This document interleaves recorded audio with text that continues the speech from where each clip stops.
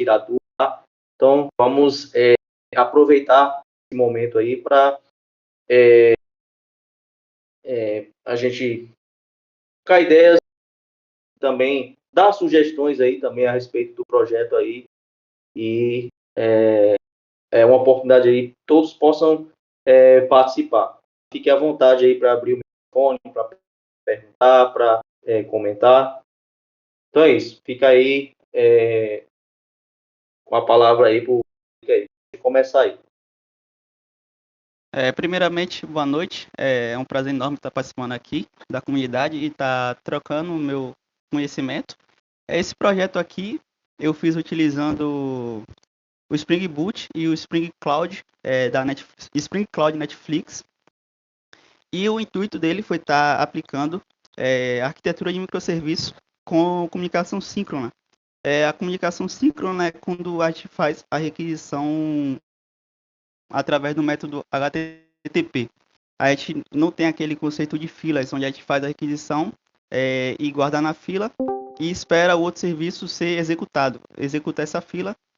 E aqui eu implementei os seguintes serviços: o Discovery Service, que é um servidor, o API Gateway, três APIzinha que tem seus bancos de dados próprios, o Event Service, o Registration Service e o Payment Service. Aqui, pessoal, eu vou pedir para não focarem tanto na lógica de negócio, a regra de negócio, porque o intuito mesmo foi estar aplicando essas tecnologias que eu falei para vocês. Então, o que o projeto faz, basicamente, eu vou estar criando eventos no serviço de eventos e vou estar fazendo inscrição nesse evento. E quando eu for fazer a inscrição, eu vou estar fazendo a requisição HTTP para buscar esse evento, verificar se o evento existe, e se existir, ele vai estar retornando e vai fazer a inscrição. Eu vou estar falando um pouco sobre de cada tecnologia que eu utilizei aqui. Primeiro, eu vou estar falando sobre o Discovery Service. E o que o Discovery Service fazendo uma analogia bem simples aqui, ele é como uma agenda telefônica. Quando os serviços subirem, tiver iniciado, ele vai se registrar aqui e vai ter as informações dele. Aqui, a gente tem 4 serviços que se registrou aqui e tem o nome do serviço, que é o ID, que a gente configura lá, né? Bota o Spring Application Name. Aqui vai ter a quantidade de instância que está rodando no momento. No caso aqui só tem um, porque eu só subi uma instância de cada serviço. E a sua rota. Porque aqui esse servidor Eureka é um servidor que é de descoberta e de comunicação. Ou seja, eu tenho 2 serviços. Um serviço A e o serviço B. E o serviço A quer se comunicar com o serviço B. Então, o serviço A chega aqui nesse servidor e verifica se o serviço B está registrado aqui. Se ele tiver o Discovery Service, ele vai estar dando o retorno da rota dele e o serviço A vai conseguir fazer a requisição para o serviço B. Então, a configuração do Eureka Server ficou desse jeito aqui. Vocês estão conseguindo ver a tela do meu código? Ou só do GitHub? Tá aparecendo a tela do Eureka. Espera aí que eu vou permitir para estar a tela cheia.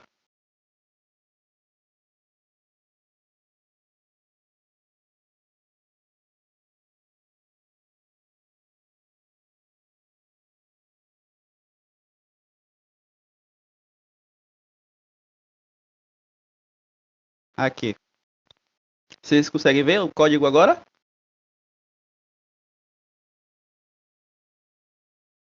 Sim. Sim. Aqui, primeiro, a gente tem que colocar essa dependência, essa biblioteca no .xml, falando que esse serviço aqui vai ser o servidor. Então, a gente utiliza o Spring Cloud Starter, Netflix, Eureka Server. E nos serviços clientes que vai estar se registrando, a gente usa outra dependência, que é o de client.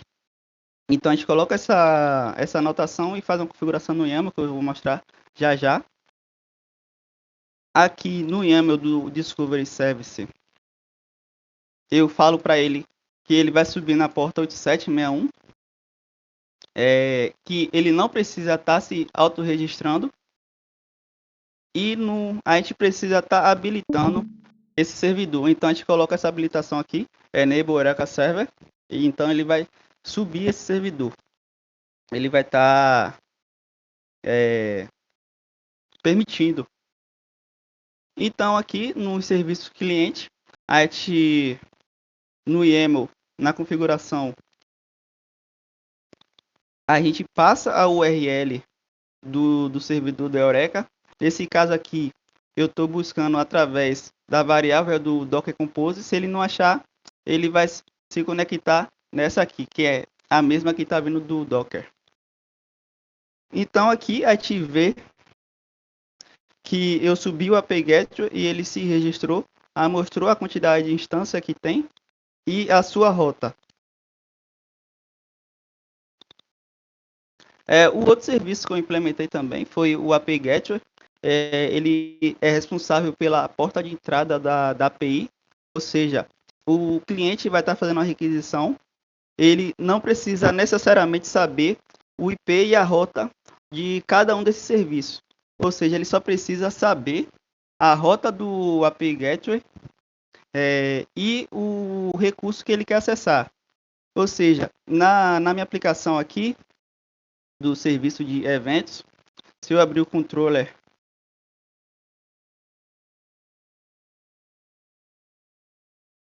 eu vou passar a rota localhost 8765, que é o que o API Gateway está rodando, e vou passar o serviço que eu quero buscar. Vamos supor que eu quero buscar o evento pelo ID.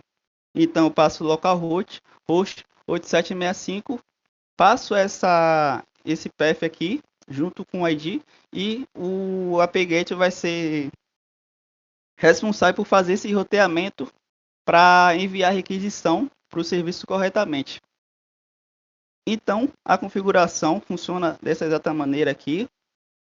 Eu posso configurar tanto pelo YAML ou tanto pelo uma classe de configuração. Aqui eu coloquei para poder ver que dá para fazer assim também.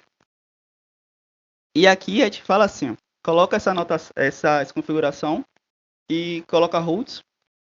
Aqui a gente passa o ID do serviço, nesse caso aqui, o Event Service, que é o nome que está lá na configuração.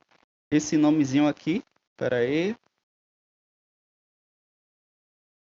que é esse nome aqui, a gente passa lá, que é o ID da aplicação.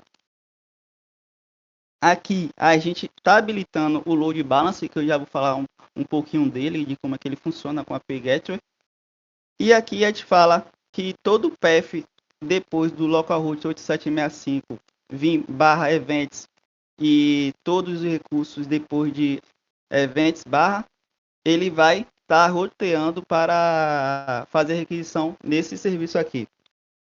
Então, aqui ele faz a regra de roteamento, ele verifica que o serviço solicitado pelo cliente foi o de eventos, então ele busca no Discovery Service, que o Discovery Service é o serviço de descoberta de comunicação.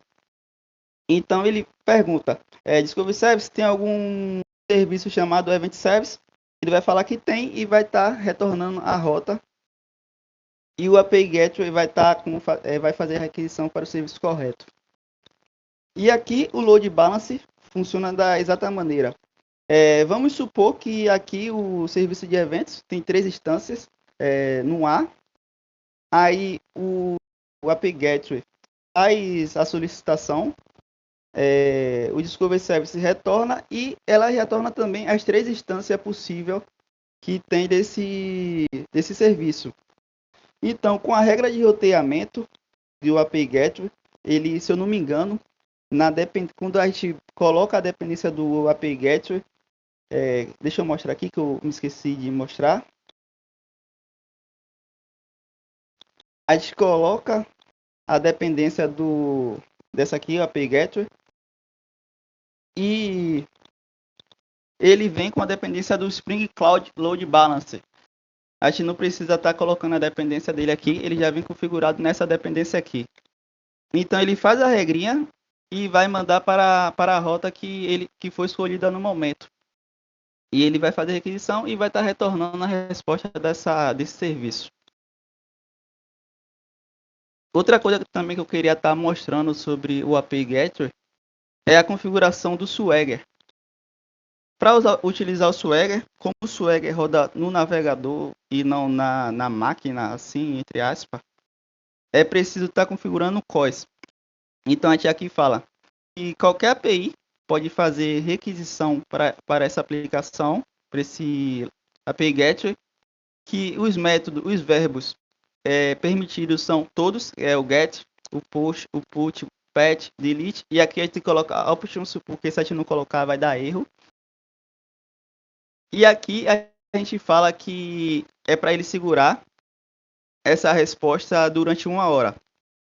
Ou seja, quando o Swagger for fazer a requisição, ele só vai perguntar uma vez durante 1 hora e vai segurar o resultado, a resposta, durante 1 hora. Aí depois de 1 hora, novamente ele pergunta se é permitido ainda. E aqui a gente fala que aceita cabeçalhos, token de segurança, entre outras coisas. Sem isso, a gente não estaria conseguindo fazer requisição através do Swagger. E aqui a configuração do Swagger, a gente tem esse método aqui para estar configurando, passando informações. A gente passa aqui o título, a versão, a descrição. Aqui eu coloquei, tá esse nome aqui, mas era para ser API Gateway. E tirar esse 2, é porque eu estava testando um negócio que estava dando erro.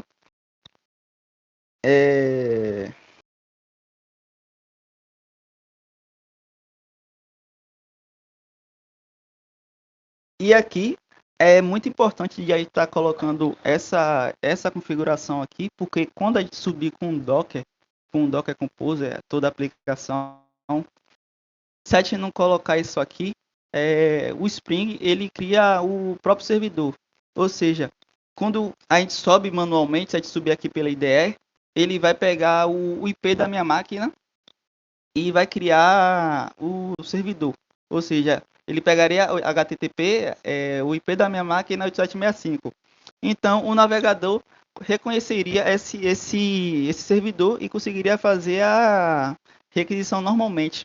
Mas quando a gente está subindo com o Docker Composer, o servidor não consegue, na hora de montar a requisição, ele vai pegar o ID do container do Docker, que é basicamente, deixa eu ver se eu consigo pegar aqui, esse ID aqui, ele pegaria esse ID, cadê? Esse ID e montaria o servidor. Aí na hora que o Swagger fosse fazer a requisição, ele não ia reconhecer essa rota, porque o Swagger, o navegador, não conhece o Docker, o container que está no Docker. Então ele vai dar um erro de COS, mas não é um erro de COS, e sim um erro que ele não conhece essa rota. E aqui a gente tem que colocar essa configuração em todos os serviços. E essa configuração aqui, junto com essa daqui, a gente consegue juntar todos os Swagger de todos os serviços que está da aplicação, juntar tudo e colocar num API Gateway assim, entre aspas. Então ficaria assim, ó. Aqui eu consigo acessar a API do Event Service, do Payment Service e do Registration Service. Aí eu não preciso estar sabendo qual é o Swagger de cada serviço aqui, eu só preciso acessar o Swagger do API Gateway.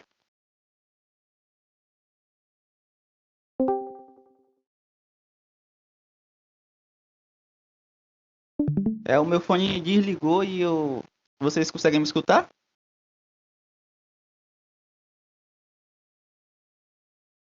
Sim, estou ouvindo. Então, já terminei aqui o API Gateway.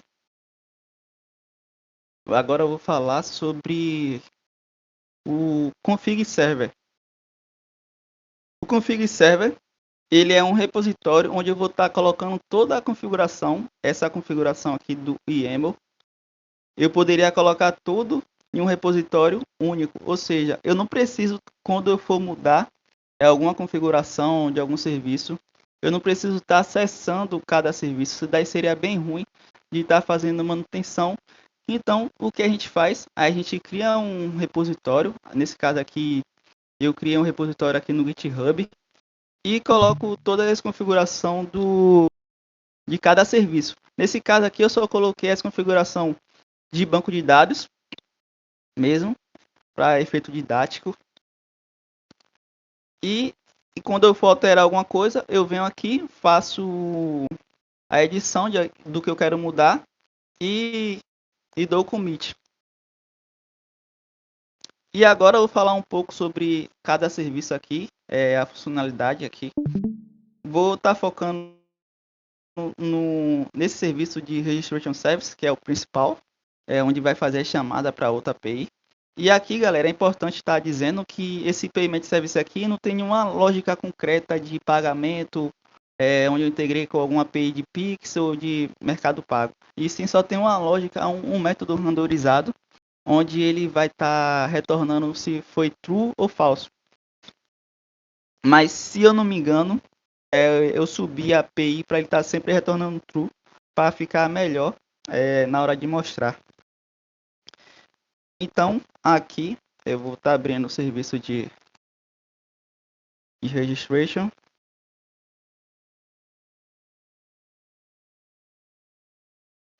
Mas eu acho que antes melhor falar sobre os dois serviços, o de Event Service e o Payment.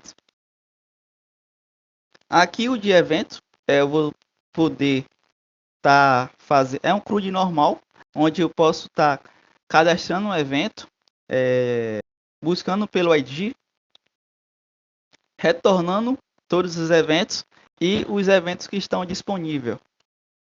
Nesse caso aqui, os eventos que não passaram a data ou que tem vaga ainda.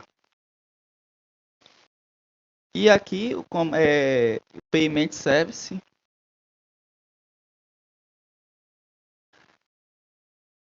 vou abrir o Service. E aqui ele tem esse método que o controller vai chamar. Ele recebe o ID da inscrição.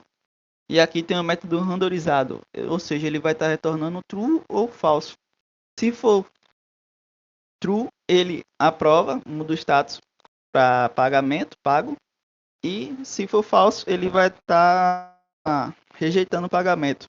E no final, a gente salva isso em um banco de dados. Nesse caso aqui, eu utilizei o MongoDB.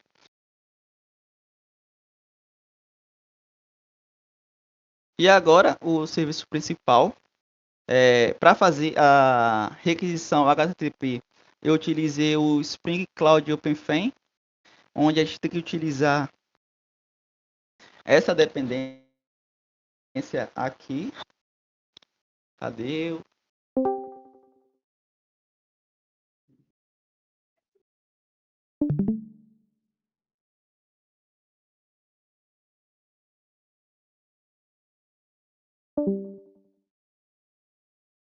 Patrick, seu microfone mutou novamente.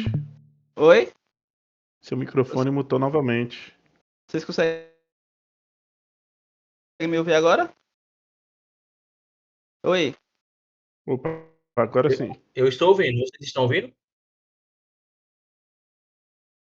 Aqui a gente utiliza essa biblioteca, o Spring Cloud OpenFM, e a gente basicamente cria uma interface e anota ela com essa anotação aqui. Nesse caso, como a gente está utilizando o Discovery Service, o servidor Eureka, a gente só precisa passar o ID do serviço que a gente vai estar requisitando. E aqui a gente passa o path do endpoint que a gente quer. Nesse caso, eu vou estar retornando, buscando pelo ID. E aqui eu vou estar diminuindo o número de vagas conforme o pagamento for aceito. Aqui eu criei um DTO de eventos, Eu vou pegar as informações que eu quero, que é o título, a capacidade, o valor do preço e a data. Aqui de Payment Service é basicamente a mesma coisa. Eu passo o ID e passo o path que eu quero do endpoint que eu quero estar realizando. E aqui também, pessoal, eu ia acabar me esquecendo de falar. Também tem o Load Balance incluído nessa biblioteca, o Spring Cloud Load Balance. Então, é basicamente a mesma coisa que o apt-get faz. Ele faz a requisição a requisição não, ele pergunta se o Discovery Service tem esse serviço, o Discovery Service vai estar retornando as instâncias que tem do serviço e ele, com a regra dele de load balance, vai fazer a requisição para a rota que está, assim, entre aspas, funcionando no momento. E já o service, aí tem um controle aqui, peraí, um controller, tem onde a gente vai estar criando a inscrição, vai estar realizando o pagamento da inscrição, e aqui ele vai estar retornando todas as inscrições que foram feitas, e a inscrição por evento. Mas eu vou pedir que vocês foquem mais nesses dois métodos aqui, ó, desses dois endpoints. Aqui, primeiro eu vou falar um pouco sobre o Resilience 4J, que é para estar botando resiliência na aplicação, porque serviços pode estar fora do ar no momento que a gente faz a requisição, ou seja, quando esse serviço está no ar, tudo pode parar aqui, eu não posso travar esse serviço aqui, ou seja, se eu tiver um serviço A, eu vou fazer requisição para o serviço B, e o serviço B está fora do ar naquele momento, eu não vou receber uma resposta nunca daquele serviço, então meu serviço vai estar travado. Então, a gente coloca o Resilience 4J no código, e aqui a gente está configurando três coisinhas: o retry, o circuit break e o rate limit. A configuração pode ser feita tanto pelo código, uma classe de configuração, e tanto pelo YAML. A configuração dele é toda essa daqui. Então, o que é que ela faz aqui? Mas antes de eu falar configuração, vou estar falando um pouco sobre como é que funciona o circuit break. O circuit break é tipo como um disjuntor. Ele tem três modos. O modo open é quando a aplicação tá ruim, se eu não me engano, quando a aplicação, o serviço externo tá ruim, não consegue obter resposta desse serviço externo. O closed, que é quando todas as respostas estão saudáveis, os serviços estão saudáveis, e o half open, que é o meio aberto, é quando ele abre o circuito e ele verifica, nesse caso aqui ele vai verificar fazer duas requisições e vai verificar nessas duas requisições se o serviço externo já está bom. Se não tiver, ele acaba abrindo novamente. Então aqui eu falo para ele, nesse método aqui, registration service, eu coloco ele aqui, defino ele aqui, eu tenho que botar esse mesmo nome aqui no YAML. Eu falo para ele, nas últimas 5 chamadas, se mais de 50% dessas 5 chamadas falharem, eu abro o circuito por 30 segundos. Ou seja, eu tenho um método fallback. Aqui. Aqui, esse método fallback. Que quando o circuito estiver aberto, ele não vai fazer requisição nenhuma para o serviço externo. Ele já vai cair direto aqui nesse fallback. Ele vai estar mostrando esse erro aqui no endpoint, na hora de fazer a requisição, e vai falar que o serviço de eventos está temporariamente indisponível. Então, ele não deixa a aplicação ser sobrecarregada. E aqui, depois de 30 segundos, ele vai estar no modo meio aberto e vai deixar passar duas requisições. Se essas duas requisições passarem, forem bem, tiver um retorno de 100%, ele vai fechar o circuito e vai receber novas chamadas normalmente. Se não, ele vai fechar o circuito novamente, ou fechar, não, desculpa, ele vai estar abrindo o circuito por 30 segundos e não vai receber requisições. Apesar, ele até recebe requisições, mas ele cai diretamente no fallback. E aqui eu falo a mesma coisa, o outro serviço, Payment Service, nas últimas 5 chamadas, verifica se mais de 50% falharem, abre o circuito por 30 segundos. Depois que passa esses 30 segundos, verifica as duas últimas chamadas, deixa passar duas chamadas, e se passar, fecha o circuito, se não, deixa o circuito aberto ainda. E o retry, ele vai fazer, depois da requisição, ele vai tentar mais 3 vezes durante um intervalo de 3 segundos. Ou seja, ele vai tentar uma, que é a requisição que foi solicitada, depois vai tentar mais 2 vezes, automaticamente, nesse intervalo aqui. Então vai demorar 9 segundos para ele fazer 3 chamadas.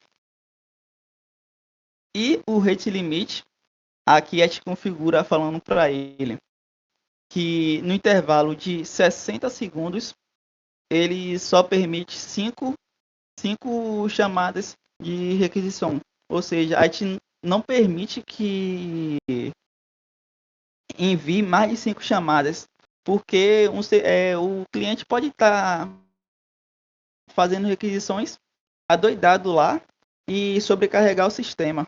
Então a gente só permite 5 chamadas durante 60 segundos. Claro que esses números aqui são efeito didático, é só para estar testando mesmo. Mas em uma aplicação real, esse número poderia ser maior ou menor, conforme a regra de negócio de cada aplicação. E aqui, voltando para o serviço da inscrição, eu recebo uma inscrição, um DTO, o ID do evento e a quantidade de inscrição, e faço esse DTO para uma entidade de inscrição, e aqui eu faço a chamada HTTP através do OpenFame. Então, eu declaro o evento DTO e faço a chamada get event, aí passo o ID. Se tiver o evento, ele vai estar retornando e vai estar preenchendo esses dados aqui do DTO. Aqui eu fiz uma pequena validação, onde ele vai verificar se o evento vai ocorrer ainda ou se o evento possui vaga ainda. Caso não passe nesses testes, ele não consegue fazer a inscrição. E aqui, passando, ele consegue fazer a inscrição. Ele seta o valor do evento no momento que o usuário pagou. Faço a conta de quanto ficou o total. Seto o total de preço. Coloco a inscrição como pendente e salvo em um banco de dados e retorno um DTO. Esse DTO é esse carinha aqui, ó.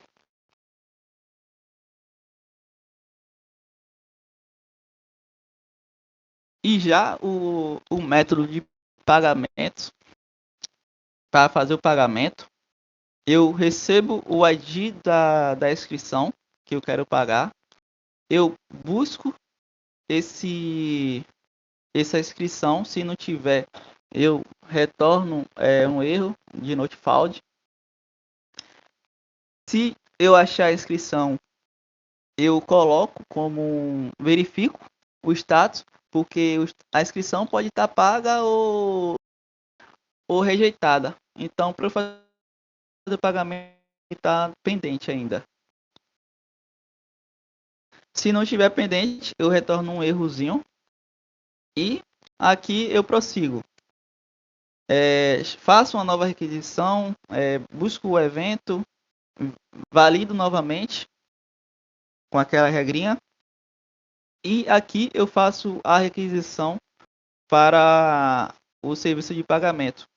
Aqui eu coloquei um log para verificar se o status do pagamento, se foi pago ou rejeitado. E aqui eu faço a validação. Eu verifico se o pagamento foi igual a pago, eu confirmo a inscrição e faço uma nova chamada HTTP para o serviço de eventos, só que diminuindo o número de vagas. Ou seja, eu vou passar o ID do evento e depois eu vou passar a quantidade de ingresso que foi comprado. Se não, eu só cancelo eu passo o status do pagamento como cancelado e atualizo novamente no banco de dados essa inscrição. Aqui eu tenho um método de estar listando todos, tá listando por evento. E aqui são os fallback. Esses fallback eu fiz uma exception personalizada, colocando um handler global, onde todos os erros da aplicação ele vai cair aqui, tá mapeado. Se cair e aqui, cadê? Aqui, quando for cair no fallback, ele vai estar retornando essa mensagenzinha aqui: serviço indisponível, a data e a mensagem que vai vindo do erro de lá. E assim para todos os erros que está aqui. E outra coisa importante, que eu me lembrei aqui agora, quando a gente coloca utilizando o Resilience 4J, ele faz a verificação de qualquer tipo de erro. Deixa eu abrir a configuração. Ou seja, se der um erro de negócio, por exemplo, eu não consegui achar a inscrição, ele vai ser contabilizado nessa regrinha aqui, ó. Ou seja, se der 3 erros de inscrição não encontrada, ele vai abrir o serviço e vai estar caindo no método fallback. E não é isso que a gente quer. A gente só quer que só abra o circuito quando for erro de API externa, quando a requisição externa não conseguir ter um retorno. Então, o que a gente faz? A gente cria uma classe de configuração, faça o bin, o Spring Boot está gerenciando, e faz a configuração aqui do Spring Break Config Customizer e fala para ele: olha, esses erros aqui não é para ser contabilizado no circuito. Então ele vai ignorar todos esses erros aqui e não vai ser mais contabilizado. Então eu acho que é isso. Eu vou estar testando na prática agora os endpoints. Vou fazer algumas inscrições. Eu já cadastrei alguns eventos no banco de dados. E aqui vou fazer requisição. Então vou abrir outro Swagger para estar pegando a inscrição. Tu tá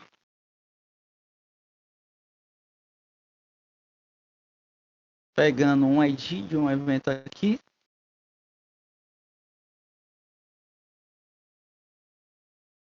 Vou pegar esse aqui que não ocorreu ainda.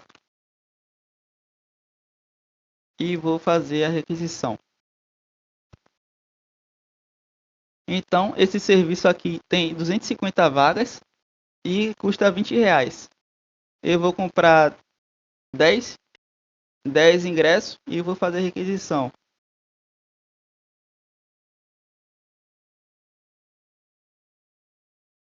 Aqui, ele criou a inscrição, criou um novo ID para essa inscrição. Ele retorna o ID do evento, a quantidade e o valor total. E no final ele bota como pagamento pendente. Aí eu vou fazer o pagamento dessa inscrição agora.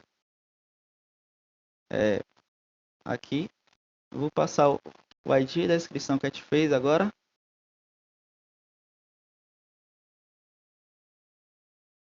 E aqui, ele confirmou a inscrição, está com o status confirmado. Passa o ID do evento ou da inscrição e passa o ID do evento, a quantidade e as informações que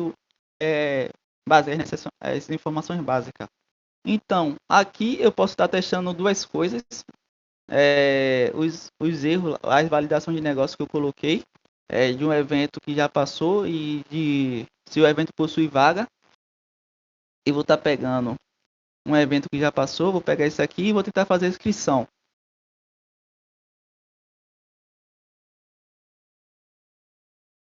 E aqui eu vou tentar fazer 3 requisições. Se eu não colocasse essa configuração aqui e eu fizer 3 requisições, ele abriria o circuito. Mas como está com aquela configuração, ele não vai abrir o circuito.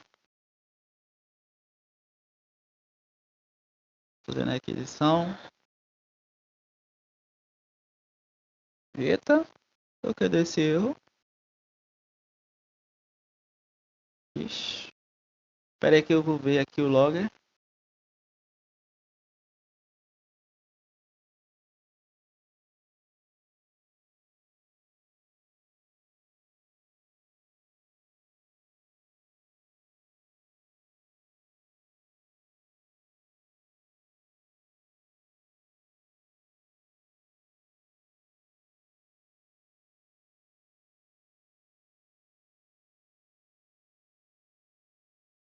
Eu acho que aqui, pessoal, essa imagem que eu subi, ela tá sem essa configuração aqui, então eu tenho que atualizar a imagem desse serviço aqui e subir novamente lá no Docker. Mas quando eu subir essa imagem novamente no Docker, ele vai estar funcionando normalmente. Eu já fiz os testes e já tem até um vídeo eu gravando, fazendo os testes. Eu postei no LinkedIn. E a outra requisição que a gente pode estar fazendo aqui eu vou estar desativando o serviço de eventos. Vou estar desativando o serviço de eventos. E vou tentar fazer requisições.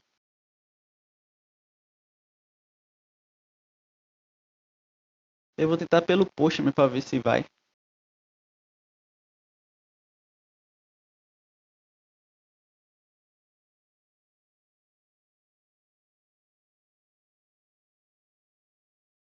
Tentar pelo Postman, acho que pelo Postman vai.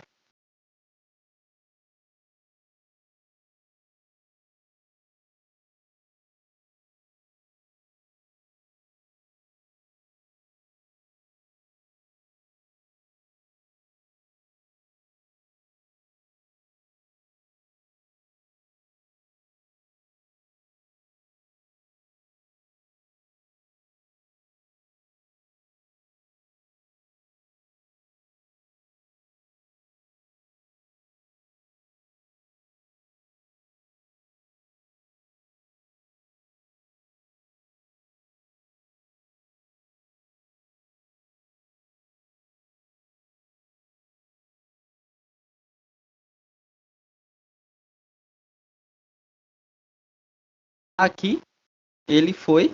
Como eu coloquei o retry para tentar 3 vezes, ele contabilizou mais de 3 erros. Então ele abriu o serviço e qualquer requisição que eu fizer aqui, ele vai cair no fallback. Como ele caiu aqui agora. Outra coisa que eu queria estar falando também é que o config server, que acabei me esquecendo, aí tem que criar um serviço para ele também. Aí a gente passa essa dependência e, se eu não me engano, eu coloco também, eu ativo ele aqui, ó, o enable config server. Então ele vai criar um servidor onde os outros clientes vai estar se registrando nele. Por exemplo, aqui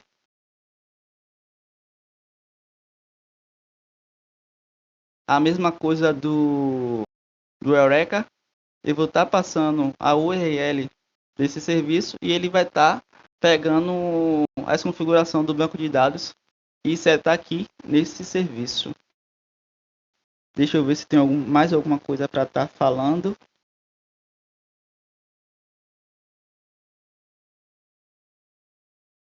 Então é isso, pessoal. Não tem mais o que falar, não. Era só isso. Essa foi uma aplicação para estar colocando em prática o meu conhecimento em,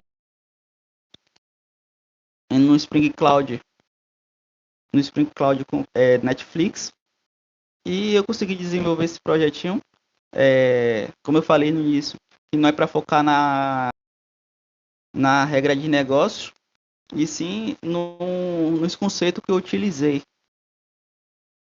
Se alguém tiver com dúvida ou tiver algum feedback, um comentário que eu possa estar melhorando no meu código, eu vou estar de mente aberta para estar aceitando essas melhorias. Excelente. Obrigado, Patrick, aí, por compartilhar esse projeto aí com a comunidade, tá? Compartilhar aí o conhecimento aí. E parabéns pelo projeto aí, pelo desenvolvimento, tá? Vamos aproveitar aí. Se alguém tiver alguma dúvida, algum comentário, alguma sugestão sobre esse projeto aí, tá? Então fique à vontade aí para abrir o microfone aí e falar, tá?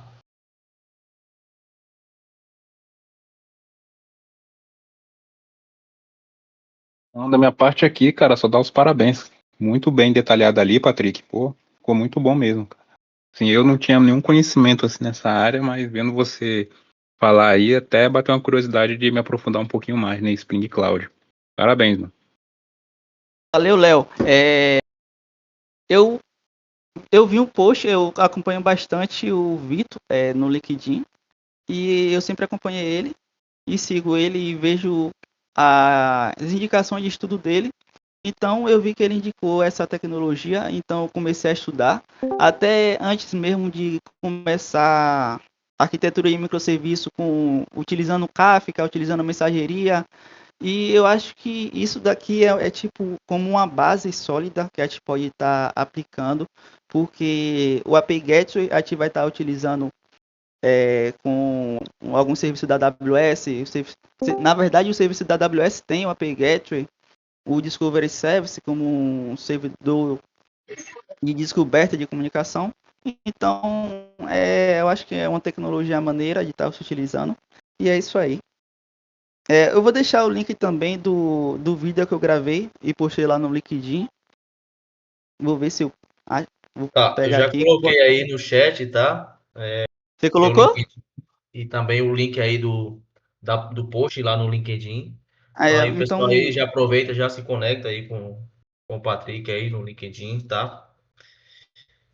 E alguém tem mais alguma pergunta, algum comentário?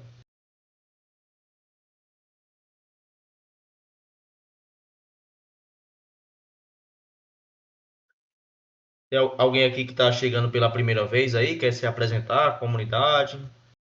Fique à vontade aí. Opa, alô, Boa alô? noite. Eu tô chegando aqui pela primeira vez, quer dizer, não no grupo, né? No grupo eu acho que eu tô desde o evento de vocês com o professor Isidro há uns 10 dias, eu acho.